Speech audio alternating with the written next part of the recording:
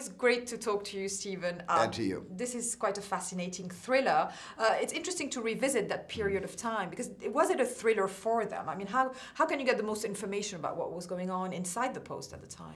Well, the only way you got information back then is kind of like the same way you get information today, sources. Everybody had sources.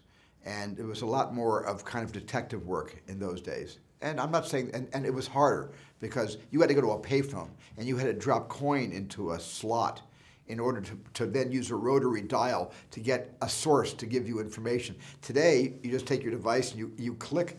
And so in a way, it's both easier to get information, but in the old way, you saw how these journalists had to really, they're like gumshoes. Gumshoe is a sort of Raymond Chandler term for a kind of a person that has to go door to door to investigate stories, like detectives once did.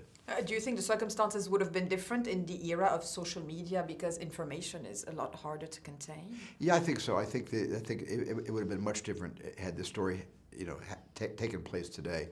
But in those days, it was radio, television, but mainly print. And this is a story about how the Nixon administration did a frontal assault on the New York Times and later the Washington Post in order to stop them from printing the truth, attempting to stop all of our First Amendment rights. And so it was a watershed moment for both the freedom of the press, and which then became the Fourth Estate. It was also a watershed moment for women. Yes, for Katharine Graham, who was the only woman who eventually became the first woman to be the leader of a Fortune 500 company.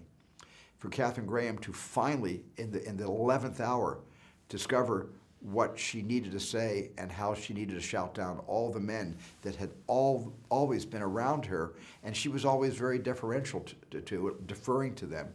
But this time she had to make the decision on her own, and she came into her own in that one moment. Absolutely, and that was quite a fascinating moment. I love the narrative of the film because it is, quite as a thriller, and I think you need amazing actors to follow you through with that vision, don't you? Specifically for these kinds of films. Yeah, you need actors that are so authentic, you don't even know they're acting. And Meryl Streep is that kind of an actress. Tom Hanks is that kind of an actor.